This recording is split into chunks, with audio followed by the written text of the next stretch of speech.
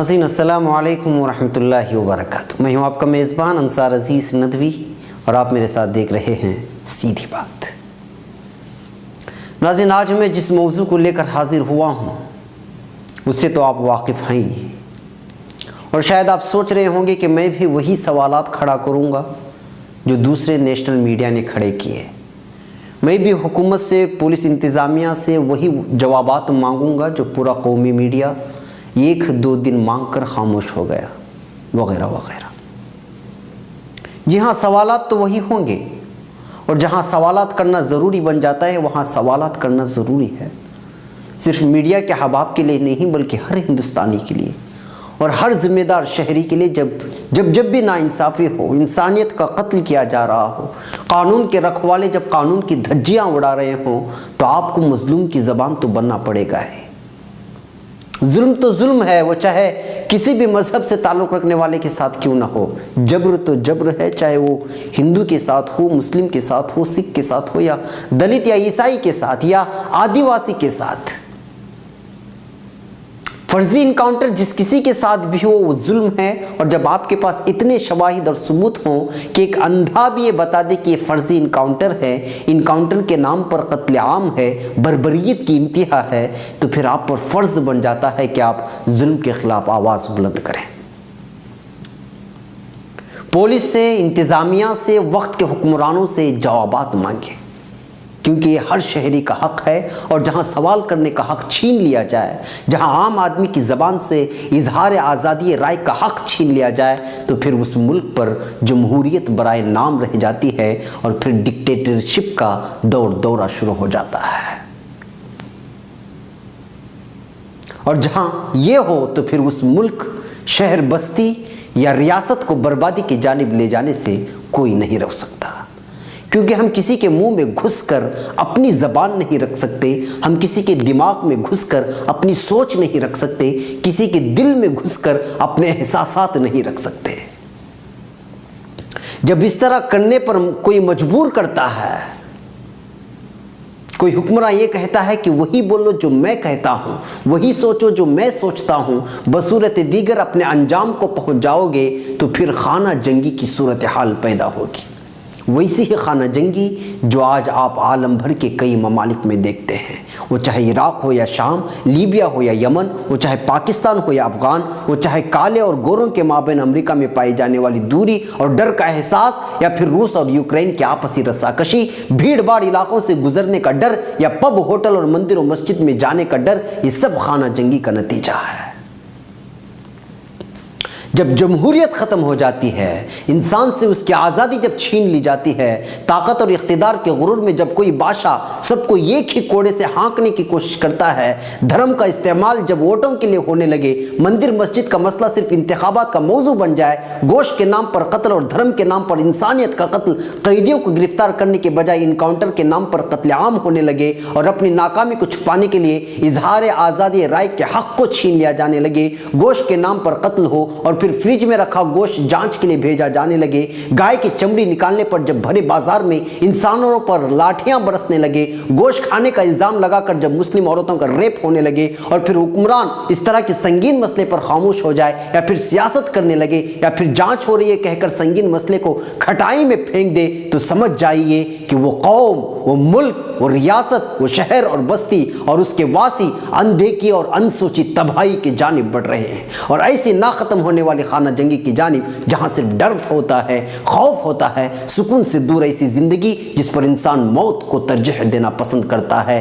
अंधेर नगरी चौपट राज के इस दौर में ज़िंदगी की चाशनी से आ रही इंसान, बेमज़ा सांसों से परेशान, समाज व माशरे से बेजार होकर वो कभी समाज की ऊंच नीच, रंग के हेरा फेरी, धर्म के आड़ में एक दूसरे का गला काटने लगता है, इंसान इंसानियत का कत्ल करने लगता है। जालिम ताकत और क़ुव्वत के बलबूते पर चिल्ला चिल्ला कर कहेगा कि अभी तक जिंदा है, गोली चलाओ। कोई गोश्त के खाने पर जान से मारने की धमकी देगा, कोई कहेगा कि फलां की जय कहो, नहीं तो कत्ल किए जाओगे, मुल्क बदर किए जाओगे, न जाने क्या क्या। तो फिर क्या होगा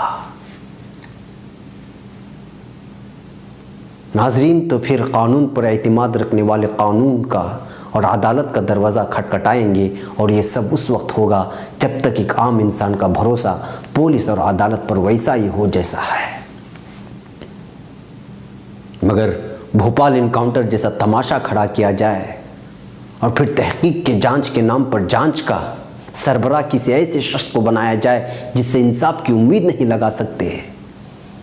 और अगर JNU से नजीब लापता होता है, उस पर 24 दिन गुजर जाते हैं और पुलिस को नजीब नहीं मिलता और लापता नौजवान की बेकरारी, बेबस और लाचार, मजबूर और हालात की मारी माँ जब रास्ते पर अपने जिगर के टुकड़े के लिए एहतिजाज करती है और यही पुलिस उसको रास्ते पर घसीट कर ले जाती है और जेल में बंद करके फिर छोड़ देती है, तो फिर सोचिए जब ऐसे वाक़यात पेश आने लगे जिससे कलीजा मुँह को आने लगता है, जालिम की बर्बरियत का अंदाज़ा होता है और मजलूम को अपने आवाज़ सहरा में बेजवाब होती नज़र आती है, तो कहाँ से लगेगा इंसानियत का अदलिया और पुलिस इंतज़ामिया पर भरोसा। सोचिए। नाज़रीन, ब्रेक की इजाज़त दें, ब्रेक के उस पार कुछ और हक़ाइक़। नाज़रीन, इस्तक़बाल है सीधी बात में। गुजरात की इशरत जहां के इनकाउंटर का केस अभी अदालत में चल रहा है। उसके फर्जी होने में अभी तक न जाने कितनी तहरीरें आईं, उसके बाद कई इनकाउंटर हुए, उसके बाद अभी साल गुज़िश्ता में रियासत तेलंगाना की पुलिस ने वरंगल इलाके में ज़ेर हिरासत अंडर ट्रायल 5 मुस्लिम नौजवानों को, जिनके हाथ बेड़ियों में और पाँव जंजीरों में जकड़े हुए थे, उनका फरवरी में इनकाउंटर के ज़रिए कत्ल कर दिया। उनकी टेम्पो और जीप में पड़ी बेबस लाशें पूरी दुनिया को फर्जी इनकाउंटर की गवाही दे रही थी। मैंने उस पर भी सीधी बात कही थी, उसको ज़रूर देखें। अब भी जेल इंतजामिया ने भोपाल के सबसे सिक्योरिटी वाले जेल से 6 कैदियों के भागने का इल्ज़ाम लगाकर उनको जेल से महज 12 किलोमीटर की दूरी पर खेतों में कत्ल कर दिया। उन पर इल्ज़ाम है कि कई सारे जराइम में मुलव्वस थे। उससे पहले भी उनमें से 3 मुलजिम जेल तोड़कर फरार होने में कामयाब हुए थे। मगर मीडिया ने हर बार की तरह मारे जाने वाले कैदियों को, जो अंडर ट्रायल हैं, जिन पर सिर्फ इल्ज़ाम था और पुलिस के पास ऐसे शवाहिद नहीं थे कि वो उनके इल्ज़ामात को साबित कर सके, उसके बावजूद उनको दहशतगर्द कहकर चिल्लाते रहे। और साथ ही इनकाउंटर की नौइयत और जेल से भागने के बाद जेल इंतज़ामिया और भोपाल की हुकूमत के बयानात के तज़ाद पर कई सारे सवालात भी खड़े कर दिए। वाकई सवालात गौर व तदब्बुर के थे। आप खुद सोचिए कि वो कैदी जिन पर देशद्रोही, दहशतगर्दी के इल्ज़ाम हैं, वो लोग एक साथ थोड़ी बहुत दूरी के साथ सेल में यानी कैद खाने में रह रहे थे और लकड़ी की चाबी से लोहे के दरवाजे का ताला खोला।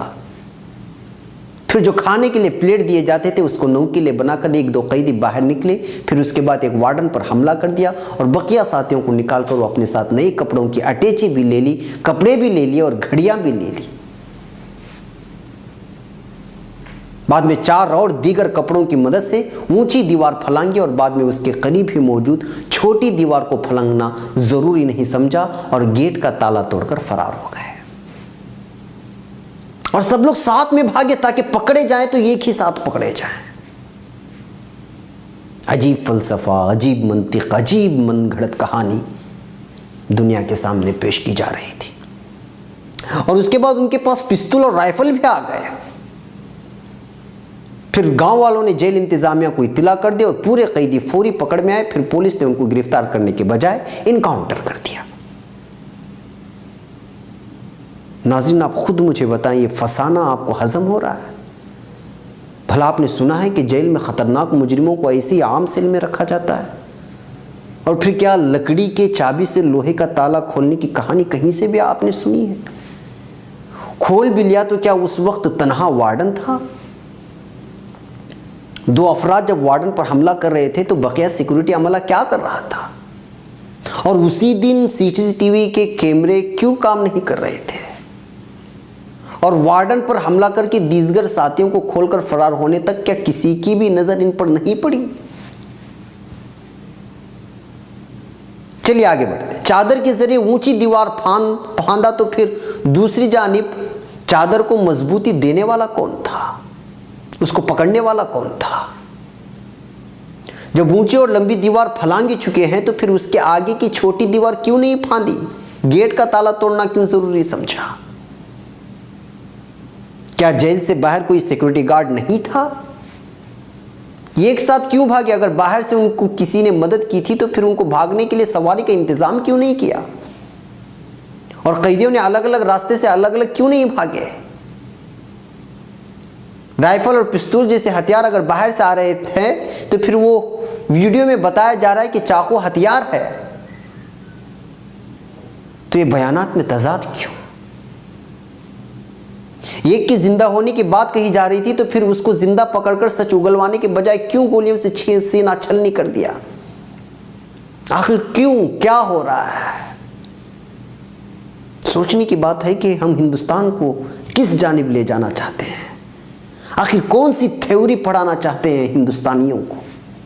ہندوستانی عوام اتنی بے وقوف ہے کہ آپ دھڑا دھڑ گولیاں چلائیں، 6 کو موت کی نیند سلاؤ اور بعد میں کہو کہ 6 دہشت گردوں کو مار گرایا تو یقین کر لیں گے؟ ناظرین، مجھے پتا ہے یہ سوالات آپ دیگر میڈیا میں سن چکے ہیں، اس سے زیادہ سوالات لوگوں نے الگ الگ انداز میں کیا ہے۔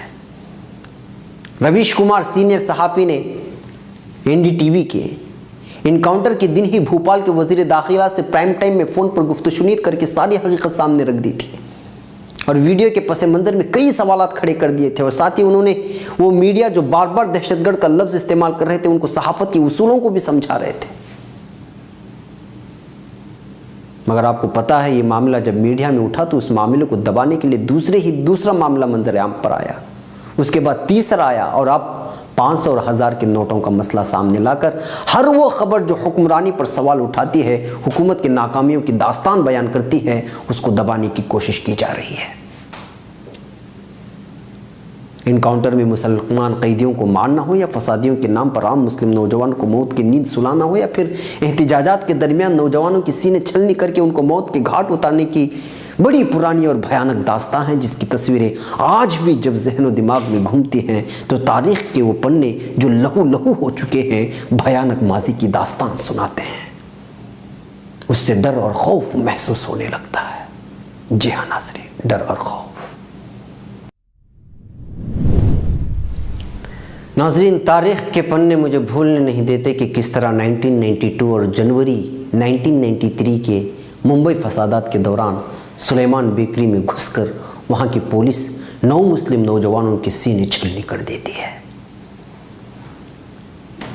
1987 کے میرٹھ فسادات کے دوران ہاشم پورہ محلے کے 2 درجن مسلم نوجوانوں کو گرفتار کر کے ان کو بے موت مارے جانے کی خونین داستان آج بھی تاریخ کے اوراق کو لہو لہو کیے ہوئے ہے۔ کیسے ممکن ہے کہ اسے بھول جائیں؟ 2002 کے گجرات فسادات کے دوران ایک طرف بلوائیوں کا قہر تو دوسری جانب پولیس کے بندوقوں کی گولیوں پر بھی مسلم نوجوان کے ہی نام لکھے تھے۔ ہندوستان ٹائمز نے 3 مئی 2002 کو ونائے مینن کی رپورٹ کے حوالے سے پولیس فائرنگ میں ہلاک ہونے والوں کی تعداد 184 بتائی تھی، جس میں مسلمان مہلوکین کی تعداد 104 تھی۔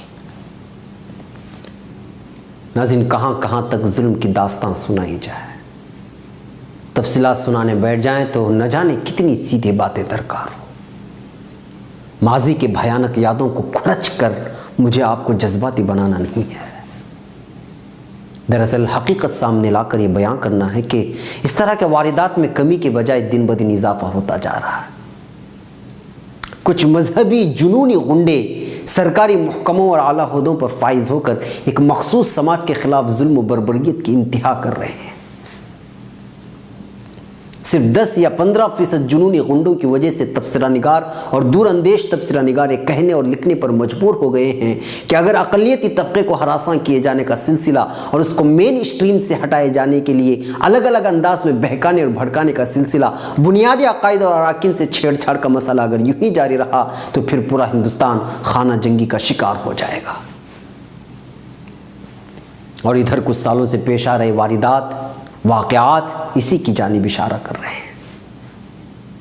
عالمی سطح پر وہاں کا منظرنامہ بھی بدلتا جا رہا ہے۔ دیکھیے، ٹرمپ کا امریکہ کے لیے بحیثیت صدر چن لیا جانا اور یہودی لابی کا تعاون کرنے والے ان کی پالیسی پر مکمل طور پر عمل کرنے والوں کا ملکوں کے اعلیٰ منصوبوں پر چن لیا جانا، جسے ملک ہند اور دیگر وہ ممالک جو اسرائیل کے حامی ہیں دنیا کے آخری لمحوں کی جانب اشارہ کر رہے ہیں۔ بخاری شریف کی روایت ہے کہ آپ صلی اللہ علیہ وسلم نے فرمایا کہ جب نااہلوں یا پھر انفٹ لوگوں کے ہاتھ میں حکمران آنے لگے تو پھر سمجھ لینا کہ دنیا اپنے اختتام کی جانب بڑھنے لگی ہے۔ آج دنیا میں ظلم و تشدد کا بازار گرم ہے۔ ڈرون کے ذریعے دہشت گرد کم، عام لوگ زیادہ مر رہے ہیں۔ जंगों के नाम पर इराक हो या शाम, लबनान हो या कोई और मुल्क, यहाँ भी अस्पतालों, स्कूलों में बम बरसाकर आम हिंदुस्तानियों पर जुल्म के पहाड़ तोड़े जा रहे हैं। हिंदुस्तान एक ऐसा मुल्क था जहाँ अमन व अमान था और है, मगर कश्मीर की घाटी के हालिया वाक़यात, फिर इधर 2-3 सालों से पेश आने वाले फ़िरक़ावाराना फसादात, फ़र्ज़ी इनकाउंटर्स, गोश्त के नाम पर कत्ल व गारतगिरी देखकर महसूस होता है कि मुल्क भी खरामा उसी जानिब बढ़ रहा है, तबाही की जानिब। जबकि इस मुल्क की जमहूरियत, यहाँ का अदालती निज़ाम मजबूत है, मगर इसके बावजूद सहाफ़ियों, दानिशवरान और लोग जो सियासत को उसके हालात के अंदरूनी कैफियत के साथ जानते हैं, उसके रद्द बदल के रंगीन मिजाजों को जानते हैं, उनका मानना है कि अगर ये सिलसिला जारी रहा तो फिर मुल्क के हिंद भी खाना जंगी का शिकार हो जाएगा। हालिया फर्जी इनकाउंटर, उससे पहले की कुछ वाक़यात के बाद ये मसला लगातार मीडिया में उठता रहा। सोशल मीडिया पर एक ख़ास किस्म की ग्रोह की जानिब से सेकुलर हिंदुस्तानियों को गालियां देने का भी रिवाज ज़ोर पकड़ता जा रहा है। गद्दार वतन, दहशतगर्द का लक़ब अब हर कोई एक दूसरे पर इस्तेमाल करके ख़ुद को सबसे बड़ा मुहिब्ब वतन साबित करने की कोशिश कर रहा है। नाज़रीन, सही बात यह है कि मुल्क के हिंद के हालात में तनाव का माहौल है। इससे कबल खालिद मुजाहिद, कतील सिद्दीक़ और मोहम्मद वक़ास को हिरासत के दौरान कत्ल कर देना, या फिर झारखंड के जामताड़ा में पुलिस हिरासत में तशद्दुद की वजह से मुस्लिम नौजवान मिनहाज अंसारी का सफाकाना कत्ल, हैदराबाद तेलंगाना में 3 मुस्लिम नौजवानों का फर्जी इनकाउंटर, गोश्त के नाम पर नाबालिग बच्चे समेत एक शख्स को दरख्त पर लटका देना, दलितों के साथ मारपीट, कत्ल और रेप का मामला, या भोपाल में इनकाउंटर का मसला, JNU में अब ABUP के हमले के बाद नजीब नामी तालिब इल्म का लापता हो जाना, या 3 तलाक के नाम पर शायर इस्लाम पर हमला करते हुए यकसा सिविल कोड का शुशा छोड़ देना। तबसरा निगारों का मानना है कि ये सब एक मंसूबाबंद साजिश का हिस्सा है जो एक करके मंजर आम पर लाया जा रहा है। अक़लियतों का हसास और दानिश्वर तबका इसको महसूस करके अक़लियतों को जगाने की कोशिश में है, और बजुस चंद मीडिया के दीगर मीडिया अब भी मखसूस हुक्मरान की गुन गा रहा है, और जो सवालात कर रहा है उस पर पाबंदी आयद करने की तैयारियां चल रही हैं। खुद हुक्मरान पार्टी अपनी नाकामी छुपाने और अहम तरीन मसलों में पूरे हिंदुस्तान को उलझा कर रखने के लिए तरह तरह के मसाइल मीडिया में लाकर अहम मुद्दों से आवाम का ध्यान भटका रही है। उसके बावजूद मैं ये कह सकता हूँ कि हिंदुस्तानी आवाम को आप कुछ भी दिखाएं या कुछ भी सुनाएं, उन पर ईमान वाले की तादाद बहुत ही कम है। जी हाँ नाज़रीन, बहुत ही कम। नाज़रीन, वक्त हो चला है। भोपाल इनकाउंटर हो या कोई और नाइंसाफ़ी, जुल्म जबर का मामला सवाल तो उठेंगे। आप भी सवाल करने की आदत डाल लें। ये मत देखें कि नाइंसाफ़ी किसके साथ हो रही है। जब जुल्म होता है तो धर्म नहीं मरता बल्कि इंसानियत मरती है, और जब इंसानियत मरती है तो वहाँ से दरिंदगी अपने खूनखार जबड़ों के साथ सर उठाना शुरू कर देती है। आजकल तो पूरी दुनिया में सिर्फ एक ही तबका है जो बदनाम भी है और फिर बेमौत मरता भी यही तबका है। इसीलिए शायर की ज़बान ये कहने का मन करता है कि थी खामोशी फितरत में हमारी, तभी तो बरसों निभा गए। अगर हम भी जवाब देते तो सोचे कितने फसाद होते। हम अच्छे हैं पर लोगों की नज़रों में सदा रहे बुरे, कहीं हम मुसलमान सच में ख़राब होते तो सोचो कितने फसाद होते। और दुनिया के इन मगरूरों के नाम जो हुक्मरानी के नशे में चूर हैं, उनसे शायर की ज़बानी सीधी बात का पैगाम कि बवक्त शाम सूरज से हुकूमत छीन लेता है, वो सुबहों में सितारों से क़ियादत छीन लेता है। करीने सीख लो इसकी ज़मीं पे चलने फिरने के, तकब्बुर करने वालों से वो दौलत छीन लेता है, बड़ी मुश्किल से मिलती है ये सिफत नेक नामे की, ज़रा सा डगमगा जाओ तो इज़्ज़त छीन लेता है। कभी कश्ती बचा लेता है तूफ़ानों के नरगों से, कभी साहिल पर तैराकों से हिम्मत छीन लेता है। उसके अदल पर कायम है हर तारीख़ इंसानी, वो कम ज़रफ़ों से ऐवाने हुकूमत छीन लेता है। सबक सीखो शमीम तारीख़ हिजरत की शहादत से, वो अक्सर आँख वालों से बसारत छीन लेता है, बसारत छीन लेता है। नाज़रीन, इजाज़त। अस्सलामु अलैकुम व रहमतुल्लाहि व बरकातहू।